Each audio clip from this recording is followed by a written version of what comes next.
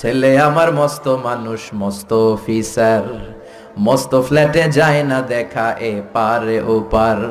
নানান রকম জিনিস আর আসবাব দামি দামি, সবচেয়ে কম দামি ছিলাম একে মাত্র আমি। ছেলের আবার আমার প্রতি অগাধ সম্ভ্রম, আমার ঠিকানা তাই বৃদ্ধাশ্রম। ঠিক কি না? এজন্য আল্লাহ ডেকে বললেন, খবরদার, বাবা মারে বৃদ্ধাশ্রমে রেখে এসো না। তোমাদের জ্বালা যন্ত্রণা বাবা মা সহ্য করেছে, তোমারে ঘর থেকে বের করে দেয় নাই, এতিমখানায় রেখে আসে নাই।